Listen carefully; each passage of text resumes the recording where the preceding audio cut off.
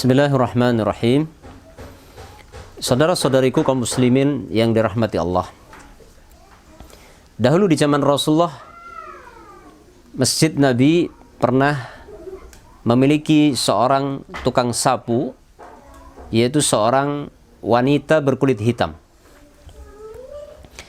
Pada suatu malam, si wanita itu meninggal dunia. Lalu para sahabat Nabi, karena tidak berani membangunkan Rasulullah yang sedang istirahat malam, maka para sahabat Nabi berinisiatif untuk memakamkan wanita tukang sapu masjid Nabi tersebut tanpa memberitahukan kepada Nabi. Dimakamkan di malam itu, dan Nabi tidak dibangunkan.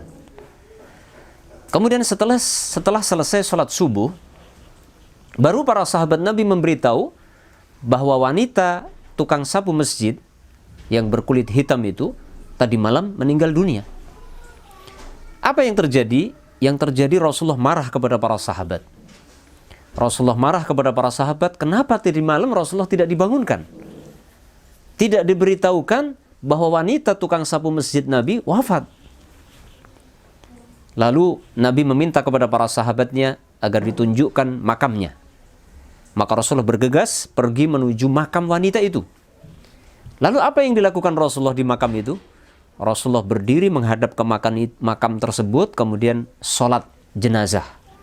Itulah sholat ghaib yang dilakukan Rasulullah di atas pemakaman.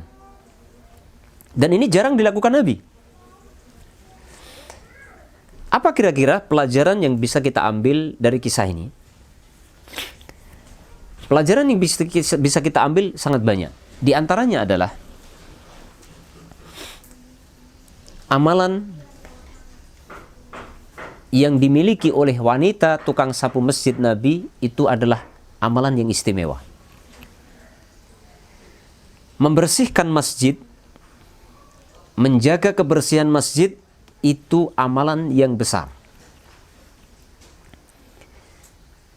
Jadi tidak boleh kita pandang remeh.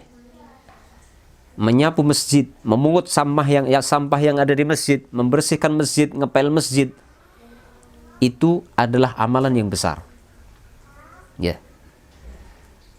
Terbukti dalam hadis itu, Nabi SAW memberikan hadiah spesial yang itu jarang dilakukan Nabi, jarang diberikan Nabi, yaitu dengan cara wanita tersebut disolati, walaupun sudah dimakamkan, tapi Rasulullah datang ke makamnya, disolati di atasnya. Ini menunjukkan bahwa si wanita tersebut memiliki manzilah, memiliki posisi di hati Nabi SAW yang tentunya disebabkan karena amalannya. Amalannya sepele kelihatannya. Kebanyakan orang memandang remeh tukang sapu, menyapu masjid, tukang kebon masjid. Kebanyakan orang memandang remeh. Beda kalau seseorang itu menjadi ustadz besar di masjid, menjadi imam masjid, menjadi khotib di masjid, itu orang memandang itu besar. Tapi kalau nyapu di masjid, itu dipandang kecil, dipandang remeh, dan orangnya pun cenderung diremehkan. Akan tetapi, saudara-saudariku sekalian, sungguh itu terbalik. Ya. Jadi dari sini bisa kita ambil pelajaran yang lain, bahwa besar kecilnya nilai amalan seseorang itu tidak sekedar dilihat dari lahirnya. Sehingga kita jangan tertipu dengan amalan lahir. Karena amalan lahiriah itu yang menjadi tolak ukur adalah hati. Ya, keikhlasan. Makanya di sana ada ungkapan sebagian salaf, kalau tidak salah perkataan Al-Imam Ibnul Mubarak, ya, kalau tidak salah yang beliau mengatakan, rubba amalin saghirin tu'azzimuhun niyah wa rubba amalin kabirin tusaghirun niyah. Betapa banyak amalan yang besar menjadi kecil nilainya di sisi Allah karena niat, dan betapa banyak amalan kecil yang menjadi besar di sisi Allah karena niatnya. Wanita tukang sapu masjid itu dia bukan orang dikenal, nggak ada yang kenal dia, nggak ada yang peduli dengan dia, karena hanya sekedar tukang sapu. tapi ternyata di mata Nabi dia adalah wanita yang istimewa karena memiliki amalan yang istimewa. Kemudian pelajaran yang lain adalah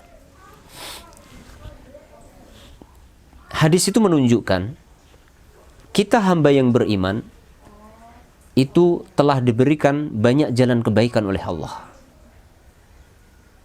Jadi kita jangan memandang sempit jalan kebaikan. Kebaikan yang berpahala, amalan yang berpahala itu bukan terbatas hanya puasa, kemudian sholat, haji, umroh, jihad. Di sana banyak sekali amalan-amalan yang lain. Ya, yang mungkin dipandang remeh tapi ternyata itu besar. Di antaranya adalah menyapu masjid. Maka dari sini bisa kita simpulkan bahwa jalan kebaikan, pintu-pintu kebaikan yang Allah bukakan kepada hamba yang beriman itu banyak. Dan hendaknya kita setiap hamba yang beriman bisa mengambil peluang semua kebaikan untuk bisa kita kerjakan. Jadi jangan hanya melulu yaitu urusan sholat saja, puasa saja, haji saja. Tapi kalau ngelihat kotoran di masjid nggak peduli, ya. Lihat dalam hadis yang lain, Nabi SAW ketika menyebutkan cabang keimanan, ya, di antaranya Rasulullah mengatakan wa imatatul anit thoriq wa adnaha imatatul adhanit thoriq. Cabang keimanan yang paling rendah adalah menghilangkan gangguan dari jalan. Anda menghilangkan gangguan dari jalan, misalkan lewat di sebuah jalan, di situ ada batu yang terhalang, menghalangi jalan, dipinggirkan. Ada kotoran di tengah jalan, nanti bisa menyebabkan anak kecil terpeleset atau orang yang lewat akan terganggu, kemudian dibersihkan. Itu juga amal pahala. Itu juga ladang pahala. Ya. Dan seorang mukmin yang baik yang memiliki tingkat kesempurnaan iman adalah dia bersemangat di dalam berusaha meraih berbagai amal kebaikan. Ya. Baik amal kebaikan itu yang bersifat khusus atau yang manfaatnya khusus untuk pribadi kita yang melakukan, atau amalan tersebut manfaatnya dirasakan oleh orang lain. Karena amalan dalam Islam ada dua. Ada amalan yang kebaikannya dirasakan secara pribadi oleh pelakunya, tapi juga ada amalan kebaikan yang itu kebaikannya dirasakan orang lain. Dalam kaidah-kaidah usul disebutkan bahwa mana yang lebih besar antara amalan yang manfaatnya hanya kembali kepada diri pribadi seorang dengan amalan yang manfaatnya juga didapatkan orang lain. Para ulama mengatakan lebih besar pahalanya kalau amalan tersebut itu manfaatnya juga dirasakan oleh orang lain. Oleh karena itu, berbuat baik kepada orang lain, membantu orang lain, menolong orang lain dalam bentuk apapun itu adalah kebaikan. Ya, oleh karena itu Bapak Ibu sekalian, kaum muslimin yang dirahmati Allah, kita jangan memandang sempit pintu dan jalan kebaikan. Jangan hanya lihat kebaikan itu hanya sholat, puasa, haji, jihad, tapi di sana banyak kebaikan-kebaikan yang lain.